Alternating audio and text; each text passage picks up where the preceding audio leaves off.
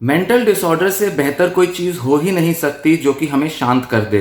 Mental disorder सबसे बड़ा मौका है जिससे कि एक इंसान अपने को ज्यादा से ज्यादा शांत कर सकता है।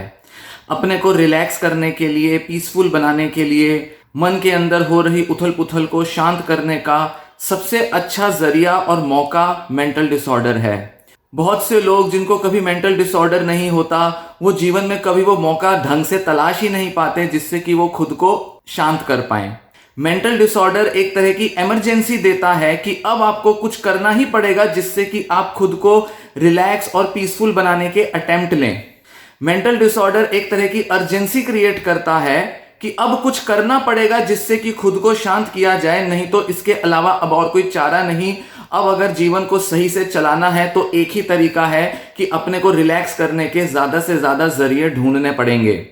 अपनी लाइफ में मौजूद टॉक्सिसिटी को हटाने का एक इंडिकेशन है मेंटल डिसऑर्डर। अगर आपके आसपास बहुत से टॉक्सिक लोग हैं या आप किसी ऐसी परिस्थिति से गुजारा कर रहे हैं जिसमें बहुत ज्यादा टॉक्सिसिटी है, बहुत ज्यादा तनाव और स्ट्रेस है, तो मेंटल डिसऑर्डर एक सिग्नल देता है, अलार्म देने का काम करता है कि अब कुछ करना पड़ेगा खुद को शांत करने के लिए, क्योंकि इस टॉक्सिसिटी में अब और ज्यादा गुजारा नहीं हो पाएगा। तो मेंटल डिसऑर्डर से अच्छा तो कुछ हो ही नहीं सकता, और मेंटल डिसऑर्डर होता ही तभी है जब पानी सर से ऊपर चला जाए, सैचुरेशन हो जाए, जब लगे कि हाँ अब इससे ज्यादा हम और हैंडल नहीं कर सकते, अब ये अलार्म है, अब ये मौका है कि खुद को शांत करने के लिए अब प्रयास लेने होंगे। बहुत समय से आप टालते रहे, बहुत समय तक आप इधर उधर के दूसरे एक्सक्यूजेस ढूंढते रहे, कल पर टालते रहे कि ठीक है बाद में सोचेंगे, कल सोचेंगे, पर अब मेंटल डिसऑर्डर आ गया, अब और कुछ करने जैसा नहीं रहा। अब सबसे पहले मेंटल डिसऑर्डर का ट्रीटमेंट तो लेना ही पड़ेगा, पर उस ट्रीटमेंट लेने के बहाने आप वो सारे जो कलेश जो आपने जीवन में इकट्ठे किए हैं, या आपके चाहने और ना चाहने से भी जो गलत लोग या गलत परिस्थितियां लाइफ में आ गई हैं, अब उनको हटाने के लिए एफर्ट्स लेने ही पड़ेंगे। तो मेंटल डिसऑर्डर को इस तरह से देखा जाना चाहिए कि ये एक मौका है, एक अपॉर्चुनिटी है, और एक सैचुरेशन, एक पीक पॉइंट आ चुका है जब इसके अलावा आपके पास और कोई चारा नहीं कि बस आप खुद को शांत कर लो। इस तरह से मेंटल डिसऑर्डर को देखने से मेंटल डिसऑर्डर बीमारी नहीं लगती, जबकि एक एंड पॉइंट के तौर पर दिखाई देता है। अपनी क्षमता, अपनी कैपेसिटी का वो सबसे मैक्सिमम पीक लेवल है जिसके बाद अब आप खुद अपने मौजूदा जो साधन हैं उनसे डील नहीं कर सकते, अब आप लापरवाही में नहीं ले सकते, अब आप सच्चाई को नजरअंदाज नहीं कर सकते, अब आपको रियलिटी के साथ अपना सामना बनाना पड़ेगा। जिन चीजों को आप हल्के में ले रहे थे अब हल्के में नहीं ले पाएंगे, अब कुछ करना पड़ेगा जिसके बाद अपने को भी शांत किया जाए, अपनी परिस्थिति को भी संभाला जाए, अपने जीवन में हो रही जो टॉक्सिसिटी है उसको भी दूर किया जाए, क्योंकि अब आपकी जो इंटरनल, जो मन की जो क्षमताएं हैं अब वो आपका साथ छोड़ रही हैं। इसीलिए मेंटल डिसऑर्डर डिमांड करता है कि अब आप अपने बारे में सोचें, खुद को थोड़ा सा समय दें, देखें कि क्या गलत हो रहा है, कहाँ गलत जा रहे हो, कहाँ ऐसी चूक हो रही है जिसकी वजह से दिन ब दिन तनाव बढ़ता जा रहा है, दिन ब दिन मन में एंजाइटी और डिप्रेशन बढ़ता जा रहा है। अब इसके लिए कुछ सोच विचार करना होगा, कुछ प्रयास लेने होंगे, और अब खुद को शांत करने का एक अलग मौका ढूंढना पड़ेगा, नए अवसर तलाशने होंगे। तो मेंटल डिसऑर्डर एक तरह की वो रुकावट है जो कि अब आपको लाइफ में आगे बढ़ने नहीं देती, क्योंकि आपने ऑलरेडी बहुत सी टॉक्सिसिटी, बहुत सी नेगेटिविटी को अपने अंदर जमा कर लिया है। इस तरह से मेंटल डिसऑर्डर को देखा जाना जरूरी है। तो इस तरह से हम मेंटल डिसऑर्डर को डीस्टिग्मेटाइज भी कर सकते हैं, मतलब उससे जुड़ी जो भी गलत सोच और धारणाएं हैं कि हो मेंटल डिसऑर्डर जो है वो एक नाकामयाबी होती है, कमजोरी होती है, मेंटल डिसऑर्डर का मतलब है दिमाग के अंदर बहुत सारी नेगेटिविटी और ऐसी लाचारी भर चुकी है जिसको क्योर नहीं किया जा सकता। इस तरह के जो स्टिग्मा होते हैं जिसमें कि हम मेंटल डिसऑर्डर के बारे में किसी को बताने से भी बचते हैं, खुद भी नहीं स्वीकार पाते।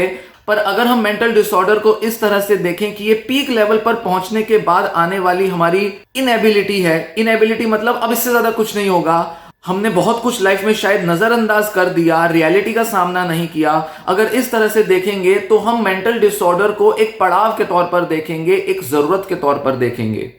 ये कुछ ऐसा है कि जैसे एक व्यक्ति बहुत सारा पैसा खर्च कर रहा है और वो इन्वेस्ट नहीं करता, सेव नहीं करता, सैलरी आती है और उसका 80 से 90% जो अमाउंट है वो खर्च हो जाता है, कहाँ निकल जाता है पैसा पता ही नहीं चलता, क्योंकि कोई प्लानिंग ही नहीं हो रही, कोई सोच विचार करके पैसा खर्च ही नहीं हो रहा। तो ऐसे में क्या होगा, जब बहुत तंगी होने लगेगी, जब किसी जरूरत में, किसी हेल्थ की किसी इमरजेंसी में पैसा चाहिए होगा तो वहां अवेलेबल नहीं होगा, वहां पर पैसा हमारे पास बैंक में पड़ा नहीं होगा, इन्वेस्ट नहीं किया होगा कहीं, तो उसको रिडीम भी नहीं कर सकते, तो ऐसे में उधारी लेनी पड़ेगी, लोन लेना पड़ेगा। तो उस इमरजेंसी के अंदर अब उस इंसान को अपने सारे वो साधन जुटाने होंगे जिससे कि वो सारा अमाउंट जमा कर सके जिसे कि इमरजेंसी में खर्च करना है। तो वो जो इमरजेंसी का जो मूवमेंट आता है वही लोगों की मेंटल हेल्थ कंडीशन में भी आता है, चाहे वो आर्थिक हालात हो, चाहे वो सामाजिक हालात हो। भाई समाज में भी जब बहुत ज्यादा क्योस हो जाता है, कोई सरकार जब बहुत ज्यादा डिक्टेटर बन जाती है, या जब कोई डिक्टेटरशिप भी है, जब वो बहुत अत्याचारी हो जाती है, तो समाज के अंदर एक क्रांति आनी जरूरी होती है, रेवोल्यूशन आता है, क्योंकि अब समाज जो है वो उसे टॉलरेट नहीं कर सकता अपने नेताओं को। तो ऐसे में विद्रोह जन्म लेता है। तो वो एक पीक लेवल है, एक सैचुरेशन है। अब इसके बाद हम इसी व्यवस्था में नहीं रह सकते, ये सिर्फ इसका इंडिकेशन है। तो लोगों को लड़ना पड़ेगा, आवाज उठानी पड़ेगी, मीडिया में जाकर बहुत बातें करनी पड़ेंगी, सरकार जो है जो गलत कर रही है उसके बारे में बताना पड़ेगा। ये एक क्रांति का मोमेंट आ चुका है, एक ऐसा पल जब क्रांति करना जरूरी है, उसके बिना और कोई चारा नहीं। सालों से शराब पी रहे थे, सिगरेट पी रहे थे, लापरवाही में चल रहे थे, पर लीवर खराब हो गया, हेल्थ खराब हो गई, डॉक्टर के पास जाना है, इमरजेंसी डिपार्टमेंट में चले गए, आईसीयू में चले गए। तो अब ये ऐसा पीक मोमेंट आ चुका है जब इस इंसान को शराब छोड़नी ही पड़ेगी, सिगरेट, तंबाकू, ड्रग्स छोड़ने ही पड़ेंगे। बहुत ज्यादा खाते थे, लाइफस्टाइल बिगड़ चुका था, एक्सरसाइज नहीं करते थे, अनाप शनाप शुगर या कुछ भी खाते जा रहे थे, डायबिटीज हो गई, हार्ट अटैक हो गया। अब ये ऐसा मोमेंट आ जाता है जब उस इंसान को अपनी हेल्थ के बारे में चिंता करनी ही पड़ेगी, उसको वॉक करना पड़ेगा, एक्सरसाइज करनी पड़ेगी, खान पान में बदलाव लाना पड़ेगा। तो हम ये देखते हैं कि लाइफ में ऐसे बहुत सारे मौके आते हैं, बहुत सारे ऐसे एरियाज हैं लाइफ में जहां पर अब हमें लापरवाही से नहीं चलना, जहां हम जिन चीजों को इग्नोर कर रहे थे, लाइटली ले रहे थे, अब उसे लाइटली नहीं ले सकते। अब उसके लिए पूरी लाइफ को चेंज करना पड़ेगा, नए तरह के प्रयास लेने पड़ेंगे।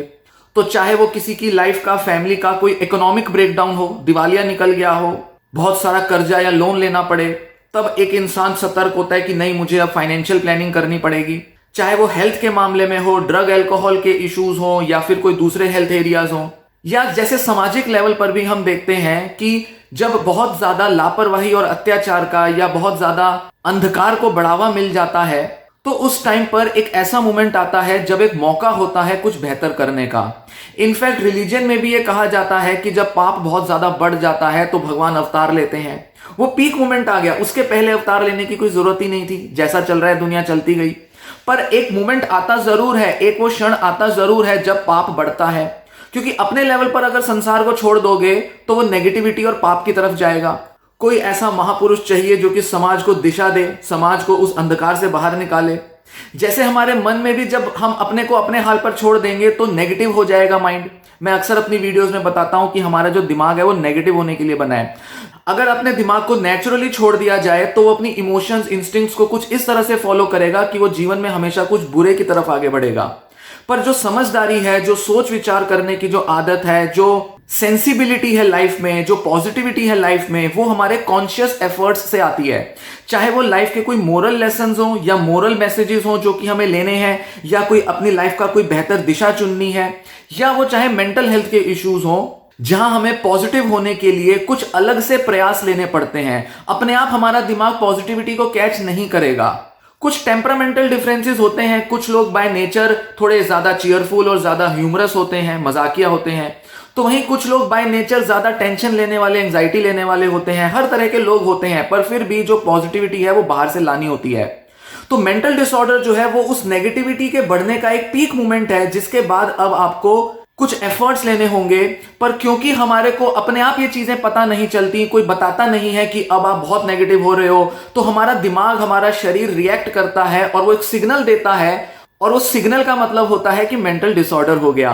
तो मेंटल डिसऑर्डर वो एक इंडिकेशन है, एक सिग्नल है कि बस बहुत हो गया, रुक जाओ, अब स्टॉप, अब इस तरह से आगे मत बढ़ो, अब इन आदतों को छोड़ दो, अब इस नेगेटिविटी को निकालो, अब कुछ अलग करना पड़ेगा, पॉजिटिविटी तभी आएगी, कुछ अलग से एफर्ट लेने होंगे। लाइफ में पता नहीं क्या स्यापे कर रखे हैं, क्या कलेश कर रखे हैं, उनको हटाओ, उनको ठीक करो, लाइफ को बेहतर दिशा दो।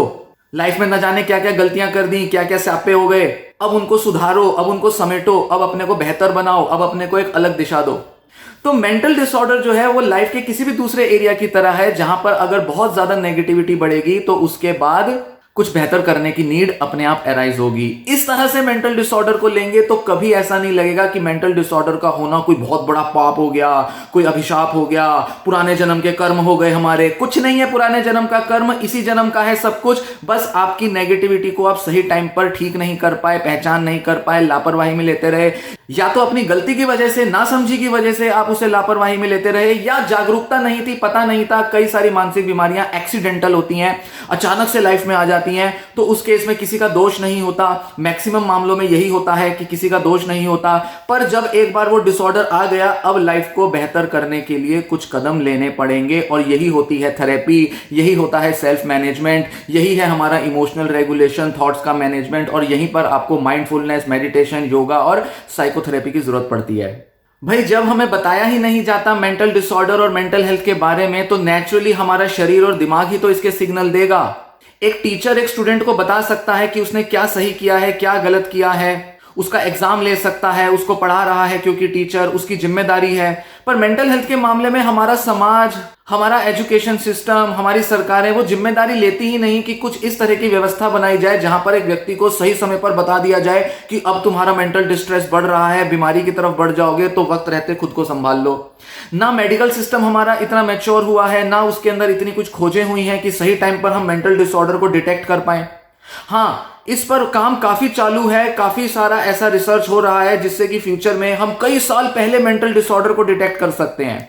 और कुछ रिसर्च तो ऐसी कहती है कि हम बचपन से ही बता सकते हैं कि युवावस्था में क्या बीमारियां होंगी। हालांकि ऐसी रिसर्च अभी बहुत दूर है, तो ना तो सामाजिक लेवल पर, ना पारिवारिक लेवल पर, और ना मेडिकल साइंस में कुछ ऐसा है जिसके बेसिस पर बताया जा सके कि मेंटल डिसऑर्डर आने वाला है। तो इसलिए जो मेंटल डिसऑर्डर होता है वो हमें एक ऐसी हालत में ले जाता है जहां हमें अब कुछ अलग करना पड़ता ही है।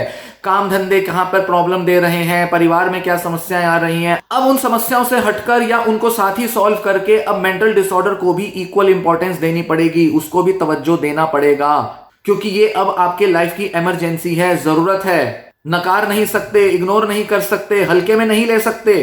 अब आपको लाइफ में एक्स्ट्रा एफर्ट्स, एक्स्ट्रा प्रयास लेने होंगे ताकि मेंटल डिसऑर्डर को अलग तरह से एक बीमारी के तौर पर उसको डील करें।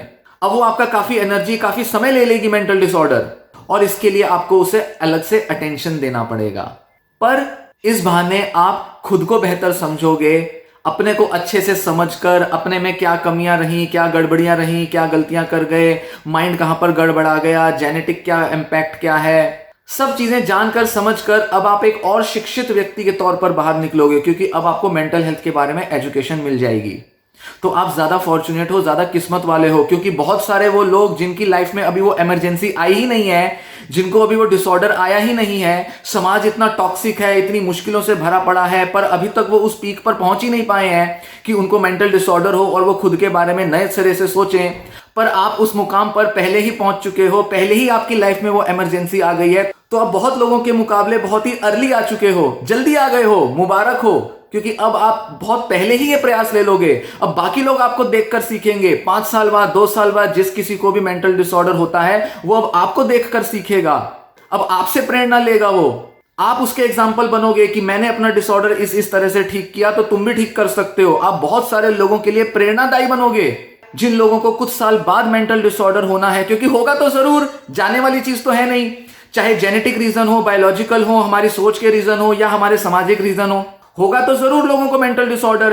पर उन लोगों से बहुत पहले आपको हो गया, वो पीक आपका पहले ही पहुंच गया, तो आप ज्यादा अनुभवी बन जाओगे, दुनिया को मार्गदर्शन देने में आप ज्यादा आगे रहोगे, ज्यादा अच्छे से बता पाओगे क्या काम करता है, क्या काम नहीं करता है। अपने आसपास के लोग, जो फैमिली मेंबर्स, रिलेटिव्स या जो भी जान पहचान के लोग हैं, उनके लिए आप एक एग्जाम्पल बनोगे, आप एक जरिया बनोगे जिससे वो लोग खुद को ठीक कर पाएं। शायद वो लोग आपके मुकाबले ज्यादा जल्दी ठीक कर पाएंगे, क्योंकि उनके पास वो डायरेक्शन मौजूद हो जाएगी पहले ही, जो आपके पास नहीं थी।